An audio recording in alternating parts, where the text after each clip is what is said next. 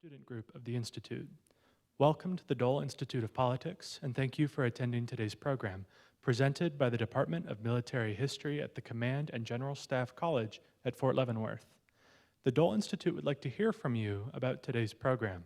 Please let us know your feedback by contacting us on social media or via email at doleinstitute@ku.edu. To view past programs, visit our online video archive at www.doleinstitute.org. A video of today's presentation will be available on our website soon. We would like to encourage each of you to consider becoming friends of the Dole Institute. Our friends keep our programs free and open to the public and support archive research and our student activities. Please contact us if you are interested. After the presentation, we'll have some time for the audience to ask questions. If you have a question, please raise your hand and a student worker with a microphone will come to you. Please stand if you are able and ask just one brief question. And before we begin, I would like to remind you to please turn off your cell phones. And now, please join me in welcoming Dr. Mark T. Gerges.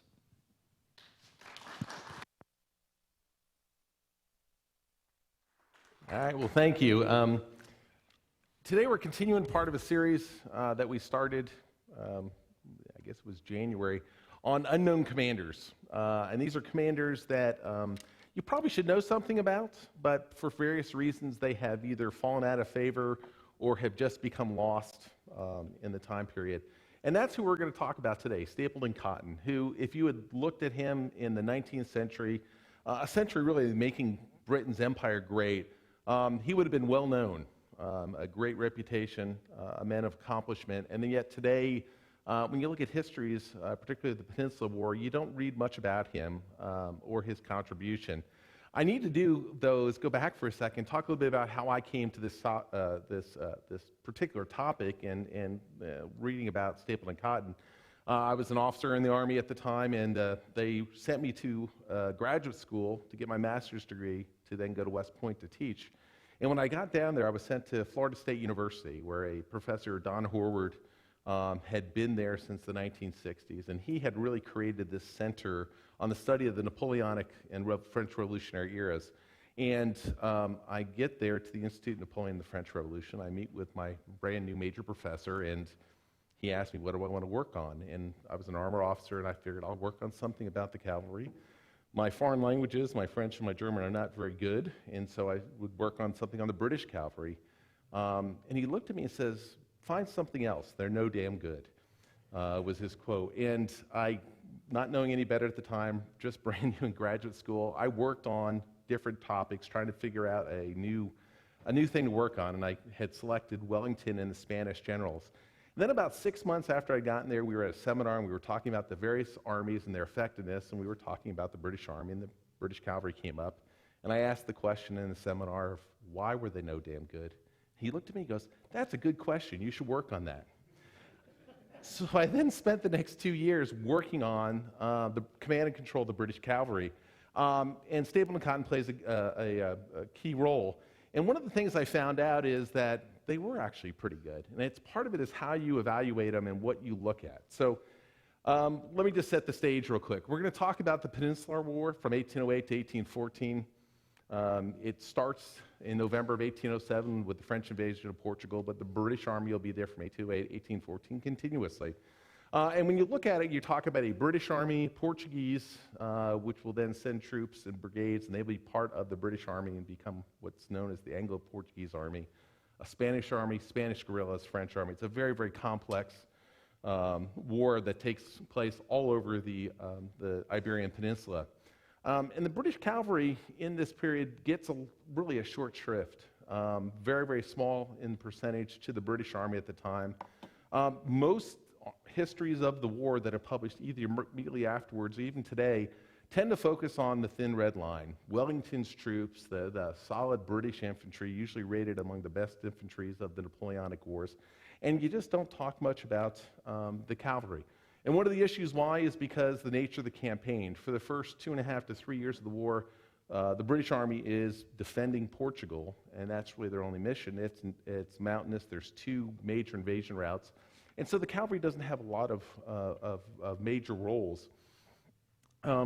Also, the British are just there to defend their ally Portugal. They're not trying to liberate Spain.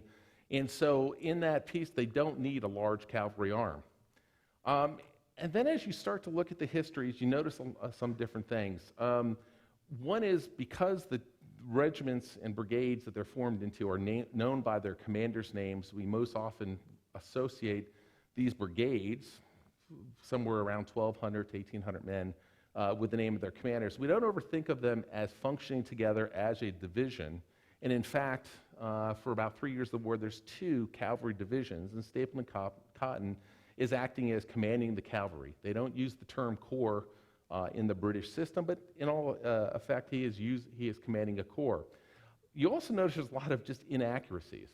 Even preparing to get ready for this presentation, I was looking at a recent book on the Peninsula War, and they talked about the Battle of Salamanca, which I'll talk about in a few minutes, and Gaspard Marchant's Calvary Charge, and they mentioned his brigades. Marchant's a single brigade commander. He has a single brigade, but there are 4 brigades, and they're all under Stapleton Cotton. There's also the problem that they emphasize the wrong thing. And if you think about cavalry in this time period, the emphasis is always on the charge. And it is the offensive piece. It's what British doctrine talks about is really what their main contribution is going to be. Matter of fact, their doctrine that is written at the time will spend page after page talking about the charge. Almost nothing out of their 290-page doctrinal manual talks about things like covering the army, covering a retreat, dragoons who were supposed to dismount, and how to fight dismounted. And if you take a look and think about it, there's 14 major battles in the Peninsula War, and there's about 30 cavalry engagements. So after those 40, 50 days, what do they do for the other 2,000 days of the Peninsula War? And that's really what I'm going to talk about today, because when you look at what an army in the field is doing, every single day the cavalry is out in front. It is protecting the army. It is making sure that they're not going to be surprised, and someone is coordinating that and looking at it. A number of battles early on are really going to set the stage for this reputation. You see them repeated again and again in the histories. Sahagun in particular, with Henry Paget, who'll become Lord Uxbridge, is usually held up by historians like Charles Oman as the most brilliant cavalry charge, the most brilliant cavalry action of the war. Battles like Talavera in 1809 is known from the charge by the 23rd Light Dragoons, where they charge across the field. They don't know there's a sunken water course there, a gully, and they go charging into it and get their charge disrupted right in front of the French, who are then going to fire at them.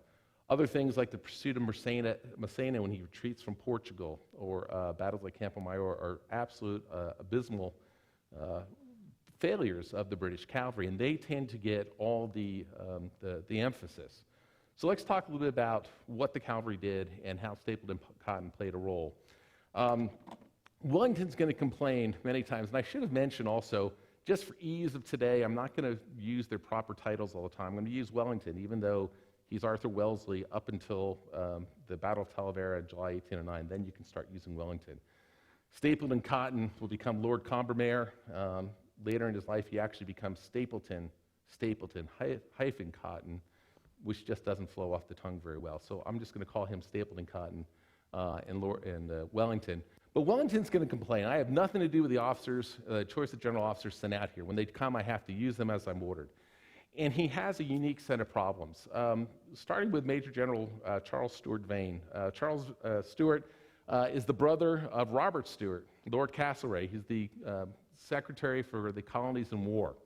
So here you have a half-brother of one of the cabinet ministers. And what Wellington's going to say about him is,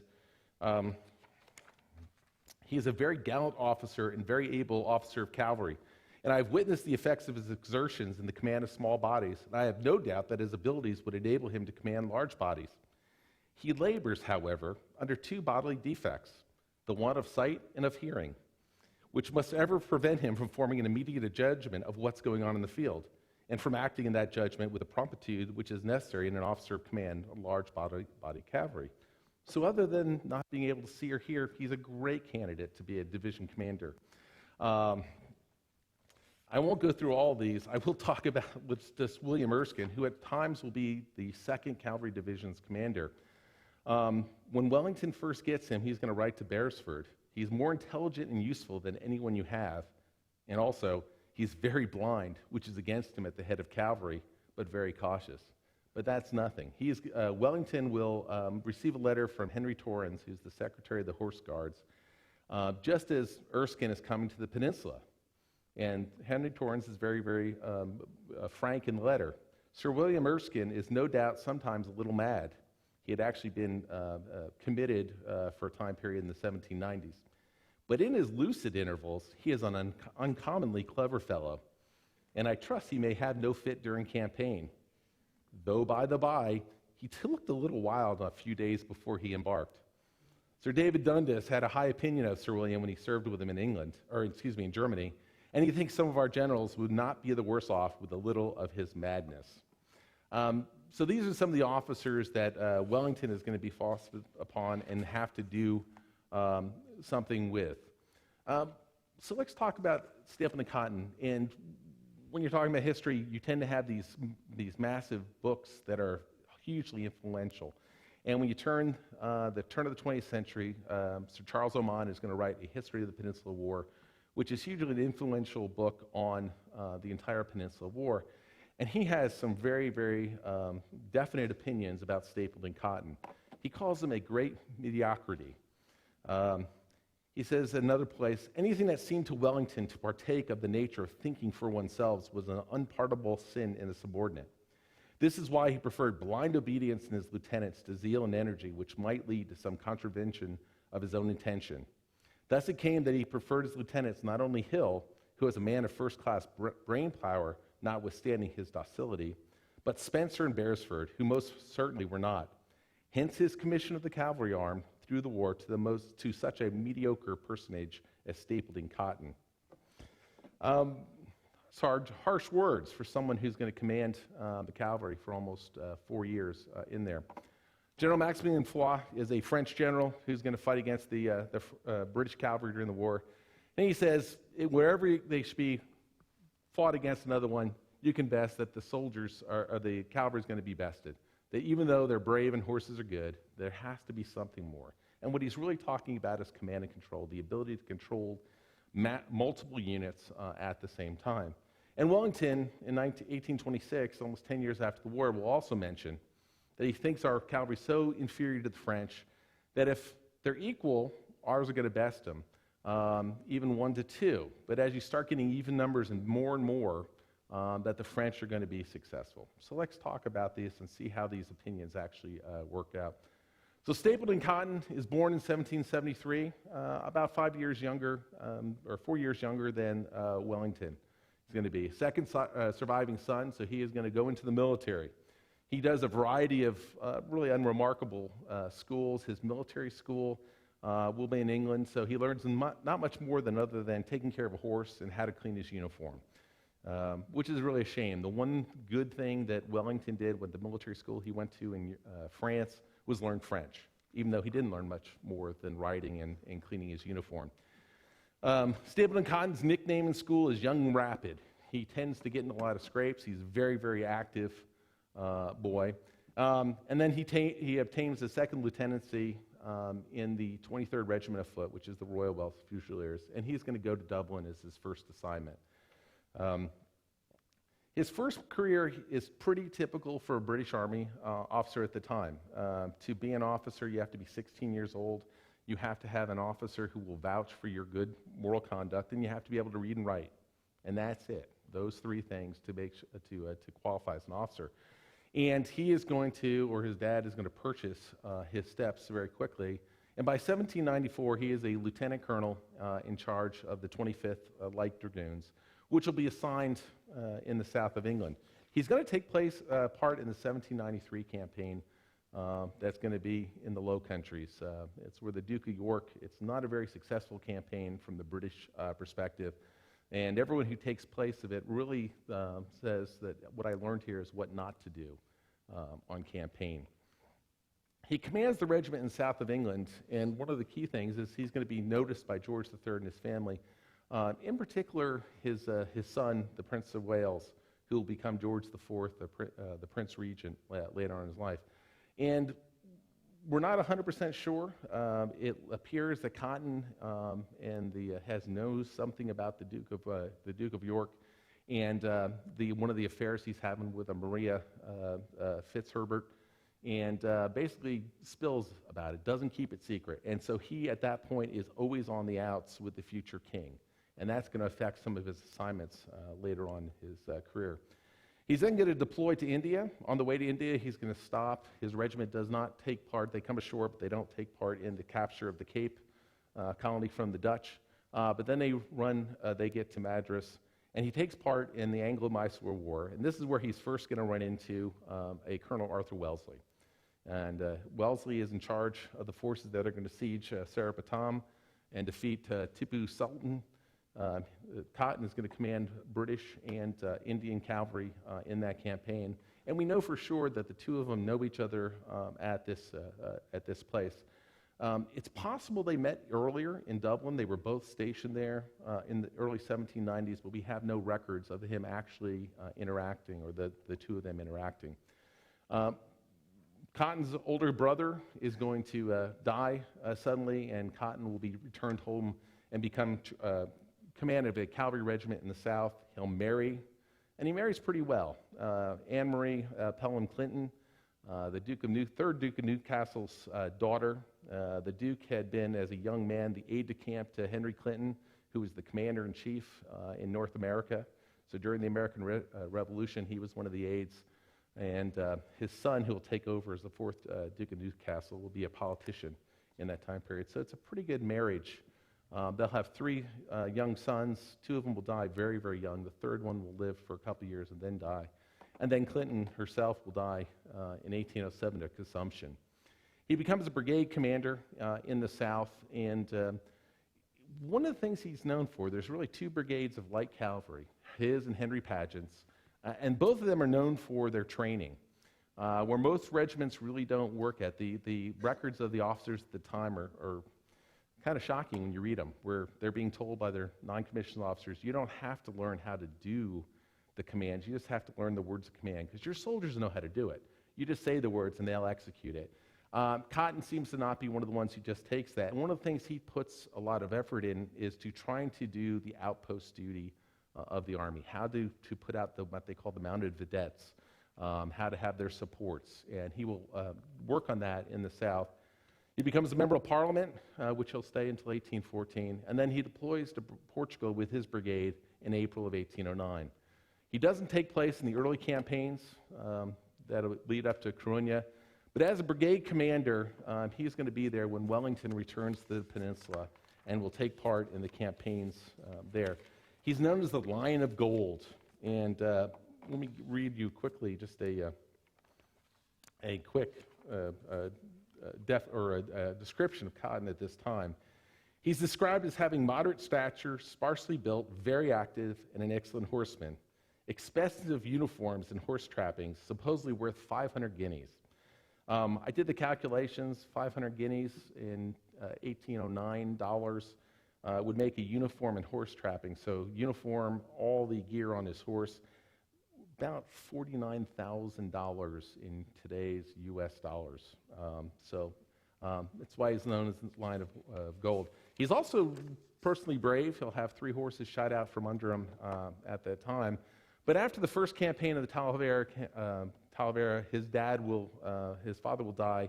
He's the heir, so he will go home to try to get the estate out of debt and to reorganize it. And he's going to return in July of 1810, just as the war really starts to heat up. Prior to this time, the French armies have been in Spain. They have now threatening Portugal. And Napoleon has sent an army under Andre Massena to go and invade and drive the British out of Portugal. And there's 2 fortresses that we're going to talk about as we go through here. One is Ciudad Rodrigo, and the other one is Badajoz. And those 2 fortresses are the key to the invasion routes into Portugal and Spain. Whoever holds them can control access into Portugal. And the French will start by besieging those 2 fortresses and capturing them in the summer of 1810. And when you look at Cotton, Cotton is in charge of the outpost of the army. And his soldiers are out there with part of the light division, and they are constantly in contact with the French, for almost a 2.5 months. And if you look at the messages that he is sending back to Wellington, some days there's 14 or 15 messages that are updating Wellington on what's happening. It's a very, very close conversation of what the French activities are, what they are trying to do. When the French actually start to move, then the cavalry becomes even more important, because what it's doing is covering the retreat of the army back to what's known as the lines of Torres Vedras.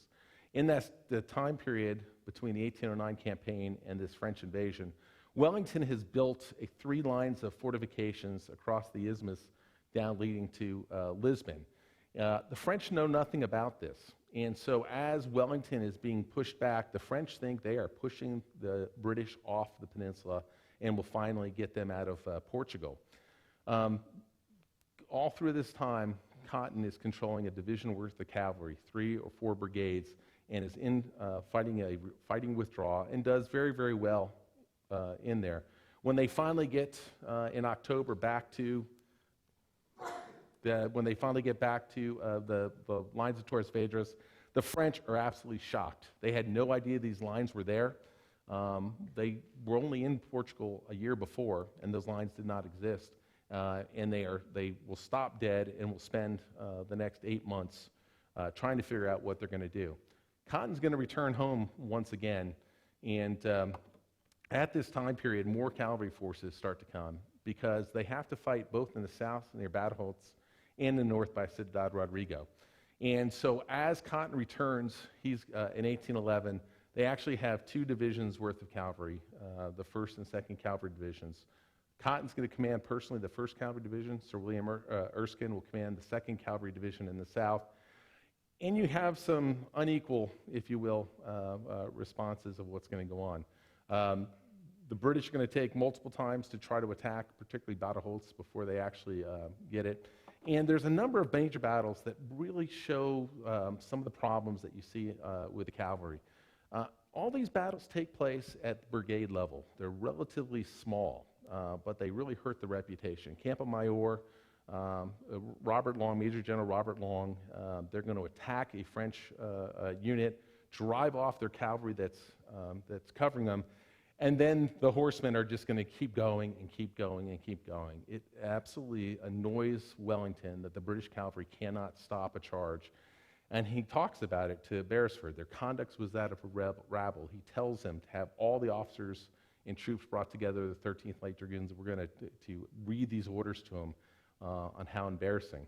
A year later at McGill, you have a very, very similar situation with the Dragoon Brigade under Major General Jack Slade. Slade's brigade will beat a French brigade and start to chase them, and they will chase them 4.5 to 6 miles. And so you have this charging British in the middle of summer. Horses are blown, they're tired. The French are trying to run. There's about 100, 150 French prisoners captured. Looks like a great success, except they have no reserve. There's no one that has been kept out of the fight in case something happens. And the French have 1 squadron of well-formed troops, and they will counterattack with that troops. And what you have is one of these unique battles where you had French retreating, British advancing. Suddenly this new French force comes in. You have 2 forces retreating away from each other. And you'll have they'll retreat 4.5 miles back, lose all their prisoners, and about 100 of the Brits will then be taken prisoner. Again, Wellington is absolutely livid about this. Officers of cavalry have this trick of galloping at everything. They never consider their situation, maneuvering before the enemy. But this is the type of incident that keeps factoring into the histories of the war. However, as you start to look at what else is the cavalry doing, so we've talked about 2 cavalry brigades, relatively small units. At the same time, you see Cotton and the cavalry division, even in the 2nd Cavalry Division, starting to grow and being more and more successful. At Villa Garcia, which is the map on the right, Cotton figures and creates a trap that he's going to try to capture an entire French brigade of cavalry, using 3 brigades of British cavalry. He climbs up into a steeple of a church, sees the French there, decides to maneuver on them. Timing's very, very difficult, but they beat him, are not able to defeat the entire brigade, but it's a very, very successful division-level action with about 2,500 cavalrymen operating over long periods. At Castrillon in July, the British and French are maneuvering that'll lead up to the Battle of Salamanca. The French are pushing the rear guard, and this battle will take place over 10 miles, where the British cavalry will continue to deploy, fight, move back, force the French to deploy, and they do this again and again over 10 miles. And again, it's well managed. It's Cotton personally taking charge and managing the fighting of the three brigades. And at Venta di Pozzo, later in October, another retreat of the British forces as they leave Burgos. That fighting will start at 9 a.m. in the morning, and it will go the entire day with the French pushing and the cavalry continue to push back and forth, delay the French, allow the British to break contact. So you see them doing better and better on this larger scale. Really, their best day probably of the entire Peninsula War is going to be at Salamanca on the 22nd of July. At this time, Stapleton Cotton is the second most senior man in the British Army, or in the Peninsula. So he is the second in command, even though I've put this on here. Wellington hated the term second in command. He would never agree to it. But Wellington has been maneuvering for about a month against Marmont's and the French army. Marmont makes a mistake. He starts to spread out his columns, thinking the British have retreated again towards Portugal. The story is Wellington's sitting there. He's having lunch. He is having a cold chicken leg. He sees it. He suddenly throws the leg behind him and says, he's mine, and will order an attack by his brother-in-law, Packingham. At that same point, Cotton is going to, they're going to start attacks, and 4 cavalry brigades will come in, and in about a 40-minute period, they're going to crush an entire French division. This quote here, "By God, Cotton, I've never seen anything so beautiful in my life. The day is yours," is supposedly what Wellington says on the battlefield as Cotton's cavalry charge comes in crashing into the French. Things are going well, except that night, Cotton is out in front of the army putting out the pickets to make sure the French cannot surprise him. He has his adjutant general with him, his aide. They're coming back towards the line. Some skittish Portuguese sentries think it's French cavalry, will fire, and it'll hit Cotton in his left arm, shattering the bone. He first goes to the cavalry surgeon, whose immediate thing is to amputate the arm. He'll then have Wellington's personal surgeon who'll look at it and says, "I think I can save the arm." He's going to be placed in a local farm. They have a pig trough where they place him in. And he'll stay in Salamanca for the next couple weeks as his arm is healing. And he'll always have a problem with that arm. He spends the next 2 to 3 months with bone fragments coming to the surface and being picked out of his wound. He will join the army as they begin the latter part of the campaign. And 1812 was one of these campaigns that the Battle of Salamanca defeats the French army. They are then going to march to Madrid.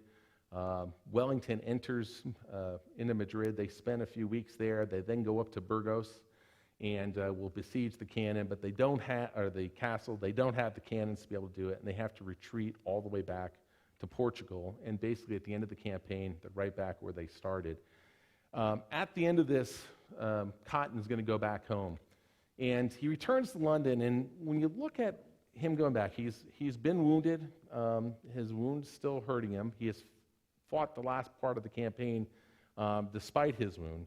But he comes back, he's a hero with a very, very serious wound in a mentionable place. It's good for polite society that you can have this. He's also a member of Parliament. He is going to go to Parliament and receive their thanks. He gets in to London, and he's told 2 days from now, go see the Prime Minister.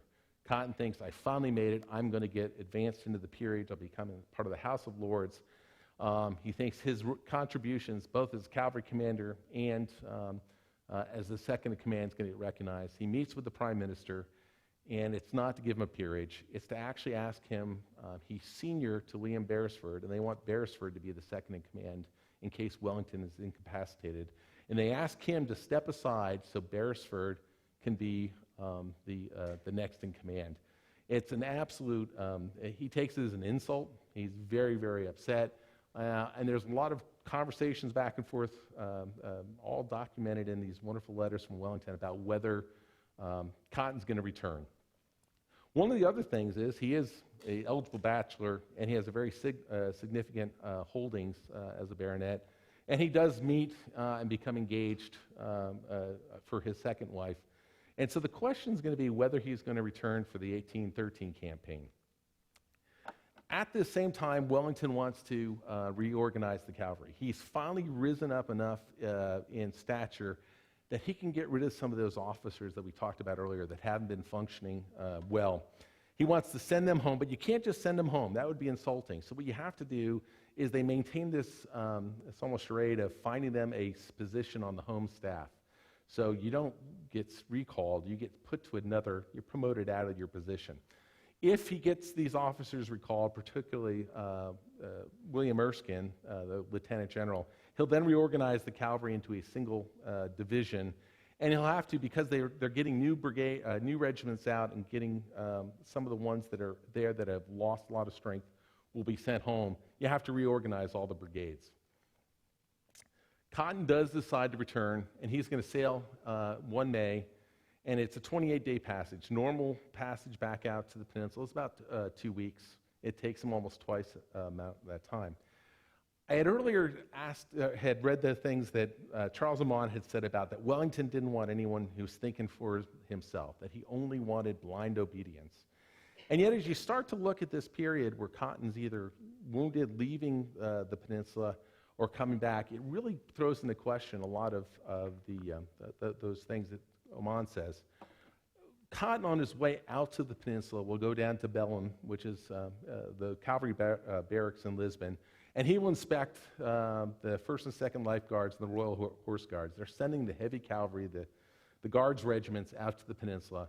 And Cotton's going to go down there, and he is going to spend a day or so inspecting the regiments, and he is giving orders. Put these things away. You won't need those on campaign. Here's what you're going to be. You're going to march on this day to join the army. And then he sits down and writes a letter, and it's a fascinating letter because it's not asking Wellington if it's okay for them to do this. He's telling Wellington, here's the decisions I made. Here's what I've told the cavalry. He's clearly thinking for himself. Wellington at this period still doesn't know if Cotton's going to return. And you see Wellington writing to Cotton in England things like, I wish to know your opinions on these points, and will you let me know what regiments you wish to be in this brigade, and what general officers at the head of each brigade. Clearly, Wellington is deferring some really, really important decisions to Cotton that has to do with the mounted arm. Cotton will arrive in Lisbon.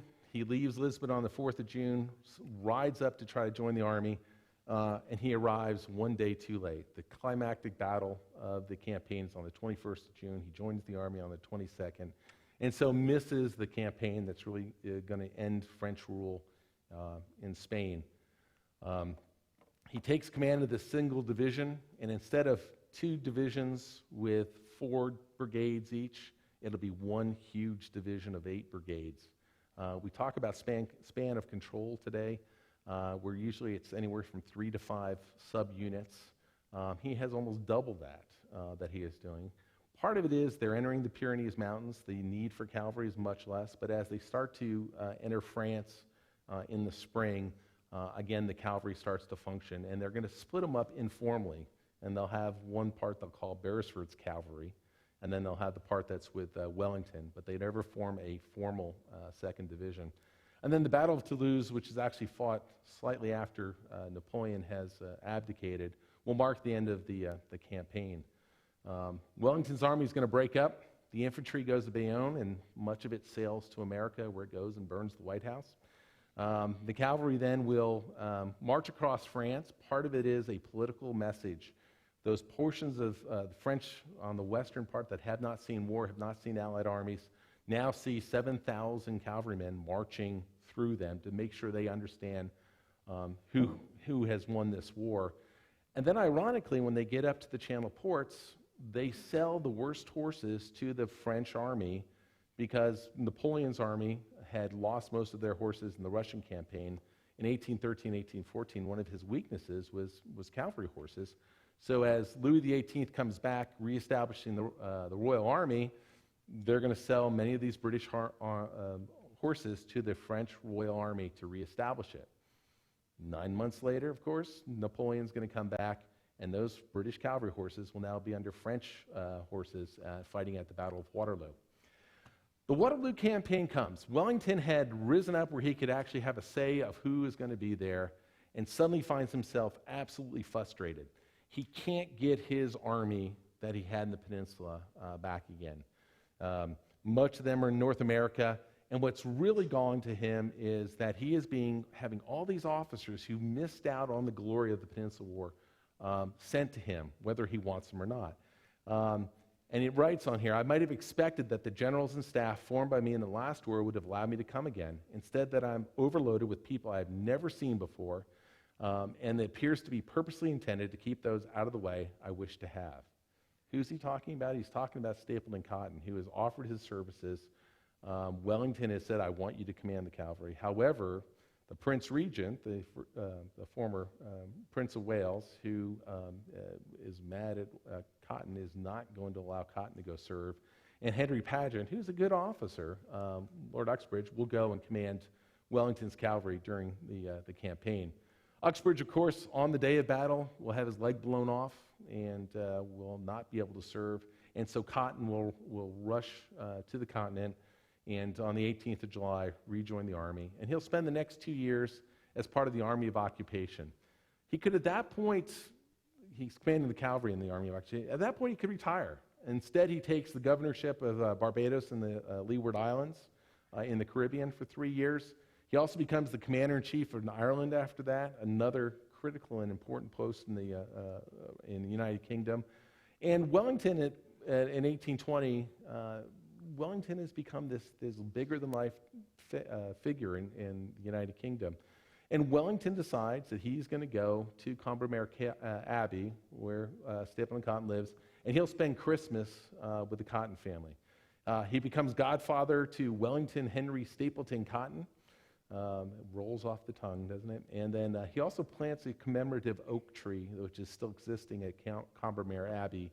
And when they do what for the 200th anniversary of Waterloo, they had Waterloo oaks, and they took the acorns from this tree, and those are the ones that they've planted that are the Waterloo oaks. He's then going to be sent to India as the commander-in-chief of India. The British East India Company, the directors will ask for Wellington's opinion, and he will recommend Cotton to be the commander in India.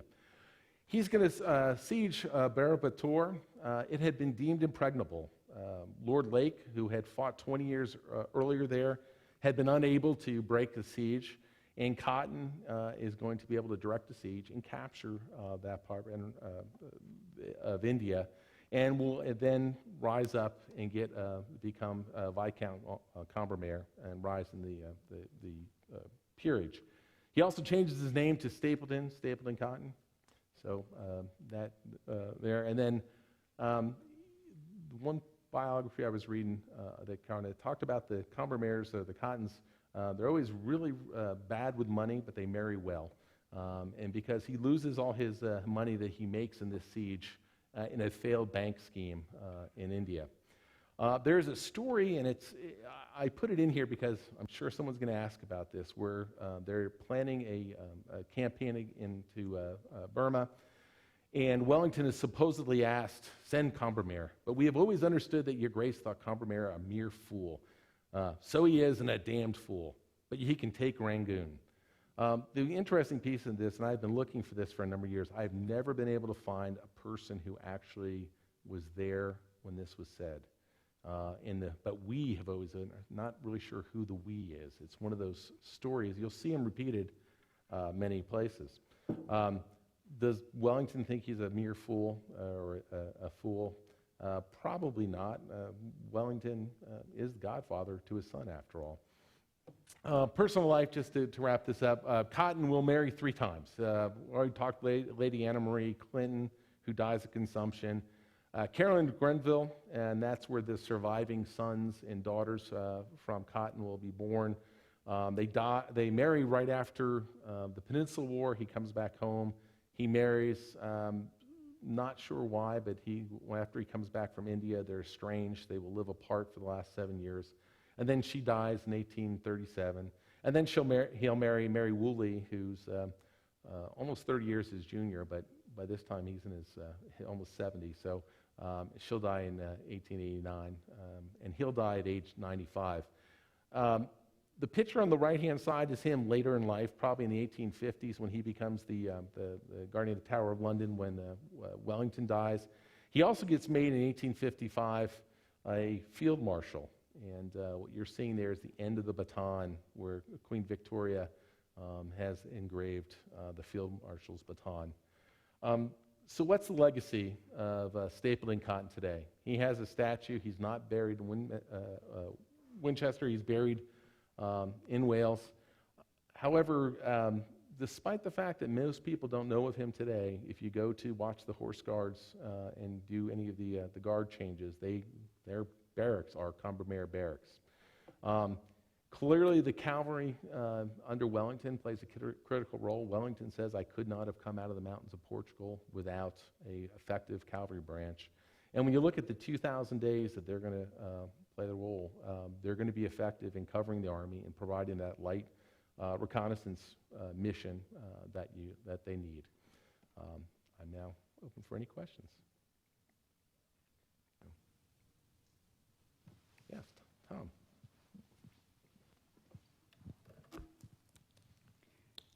You described this, the trouble they had early on with cavalry organization and fighting in good order, etc.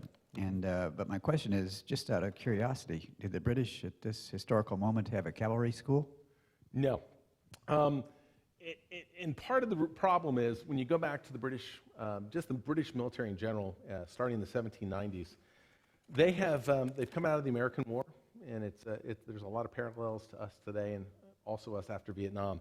Their armies fought in America, much looser order, smaller unit tactics, and so they haven't had to have the big combined units that you would have.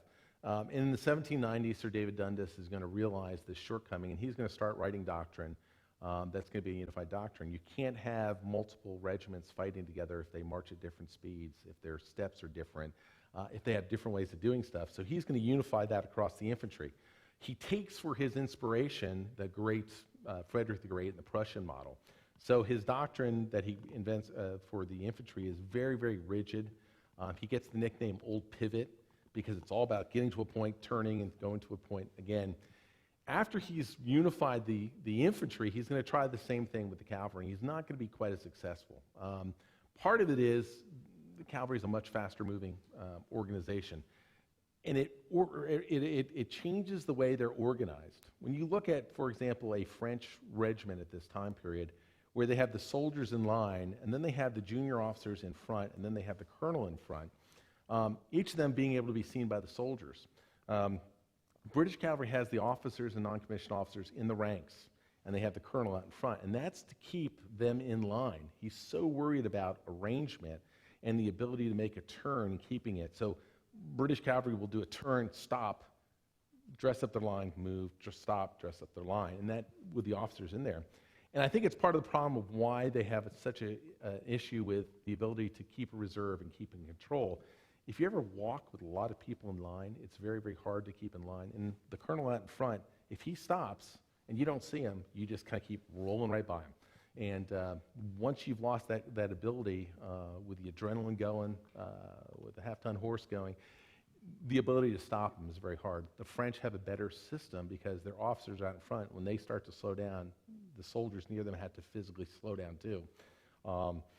But there is no unifying, other than requiring every regiment to have a manual with them. There's no school that they're running them through. The brigade commanders are running them through their own schools.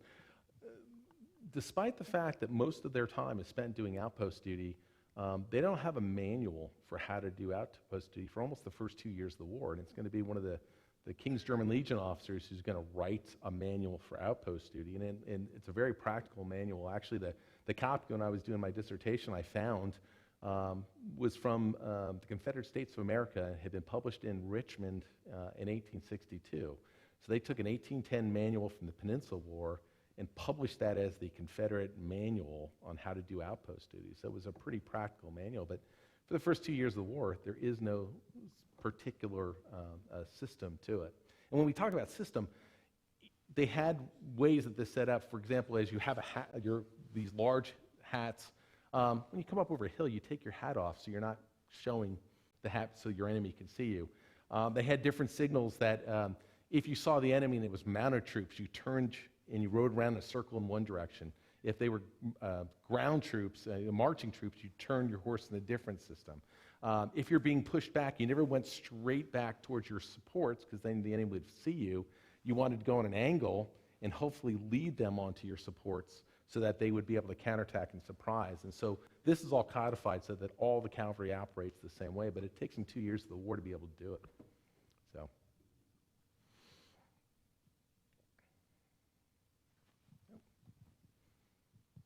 Hey, Mark, I know in the Peninsula War, Wellington's so famous for working with the Spanish and the irregulars. Did he ever use the cavalry in some sort of irregular role or even as a liaison with Spanish guerrillas? He has what's known as these observing officers. The British horse is so much better than either the French horse, the Spanish, or the Portuguese horse. And it goes into the breed of horse, and they're bringing them and what they're feeding them. But he's going to have observing officers, and these are British officers in uniform, usually young, very active, who will spend their time behind the lines, observing. Many times the French are absolutely frustrated from because they can see them. They'll be marching and they'll be paralleling them on a ridge, but they can't catch them. They also use them to coordinate with Spanish guerrillas, and then there'll be a more formal system with the Spanish army when he's the general-in-chief after 1812. He also is going to use some of the Portuguese, the Ordenza, to do those same type of missions. They're militia forces. So, good, thanks. I've always been curious. Hussars, dragoons, cuirassiers, or whatever the French pronunciation is, light cavalry, heavy cavalry. Yes. What's the difference? I'm sure you had scouts, you had heavy cavalry for like tanks, for smashing. Yeah, no, that's a great comment. I wish I had put a slide in there because you're absolutely right. There is so much confusion and so much of these terms. Hussar comes from the Austro-Hungarian, Habsburg troops, the Hungarian troops in that border, and it becomes very, very popular. And so if you think about cavalry, there's really only three types. There's light cavalry, who's meant to do the outpost duties of the army.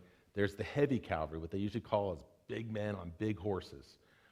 They tend to, in this period, wear the cuirasses, that only piece of the armor suit that's still left, but they're usually bigger soldiers on big horses, and they are designed for shock effect. They actually carry different weapons, where the light cavalry will carry a saber that's curved, and it'll be sharpened all the way through.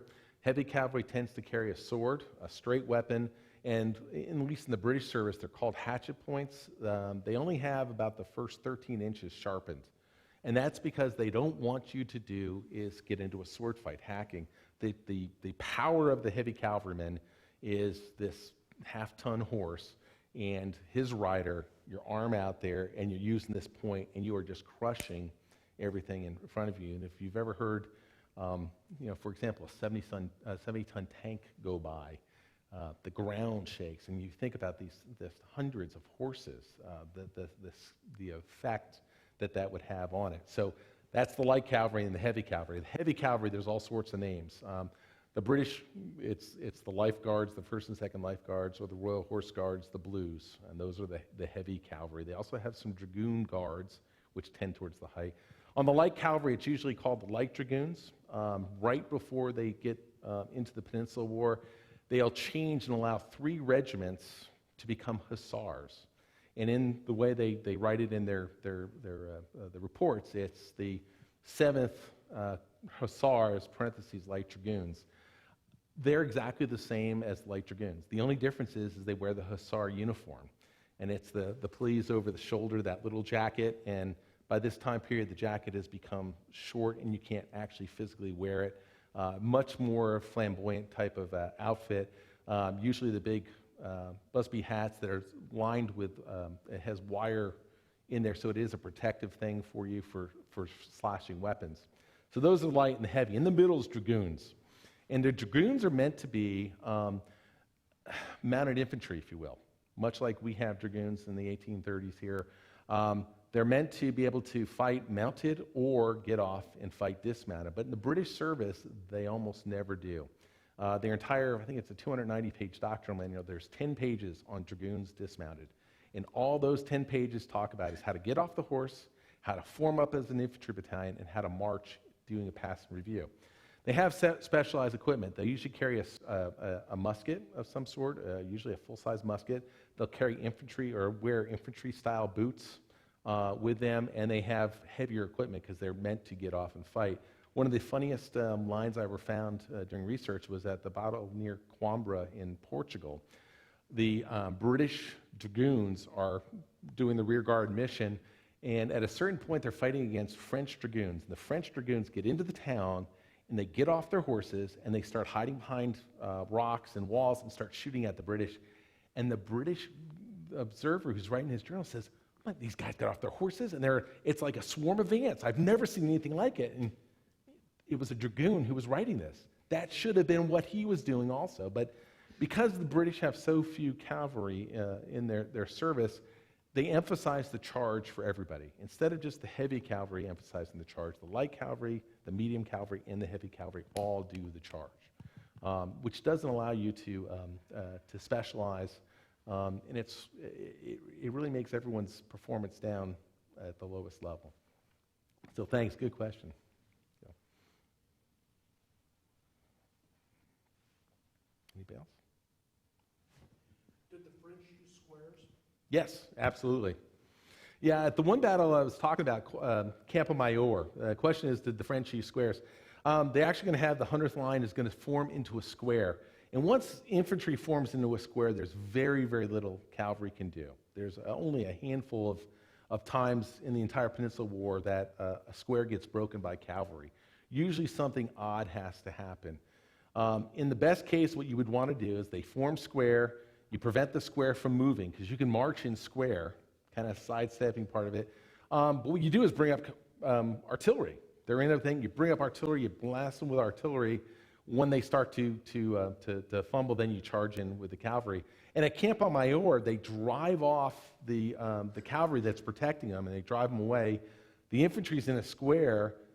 Beresford, who's in overall command, thinks the British cavalry's been destroyed, will not let the horse artillery continue to move forward. And so he makes them stay in place, and that square, who's being shot at, continues to move away until it gets out of range, and then they run off and are able to get away.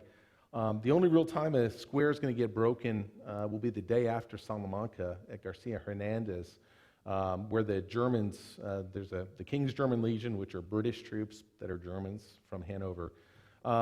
They're going to attack two French squares, and what ends up happening is the French shoot at the horses. One of the horses is wounded or killed, will stumble, and it falls on the first rank of the infantry, creating a hole. Every cavalryman then knows to go into that hole, and once you break the cohesion, the square, they fall apart. The survivors of that square start running to the next square, and they get there just as the time as the British cavalry get there. And so they've disrupted their own survivors disrupt the second square, and allows the British cavalry to go in and destroy the second square. A third square does not allow the survivors in and stays there and stops the British cavalry. So the French do use square, absolutely. Every war brings about massive and rapid innovation in technology and doctrine. What happened after, in terms of that with this war? Well, when you say, are you talking about in the war itself or Well, afterwards, after the war? there's always. I mean, because in the war itself, it's interesting. Shrapnel is Colonel Henry Shrapnel, who in India is going to invent shrapnel charges. So there will be exploding shells in that time. Of course, there's going to be the Congreve rockets that'll be used. Wellington will try to use them in 1811 to set. He goes to Santarém, which is the main French base in Portugal, as they're besieging the lines, and he'll try to use Try to use Congreve rockets to light up the supplies, and it's an absolute failure. But there's really not a lot of technological changes up until about the 1840s, where you start to get the breech loaders are going to start coming in. You're going to start getting the Minet principle for the bullets that allow rifled muskets as they start to go, and then you start getting railroads, telegraphs, steamships, all those type of things. So, and I think part of it is 1815, after 20-some years of war, Europe just kind of takes a collective sigh, and they try to put everything back into, it's like a genie that's gotten out of the bottle, and they want to put it back in. It doesn't work, but they've also spent so much that they don't want to keep investing, and it's only going to be a generation later that you start to see that investment and those technological changes start to come on. So.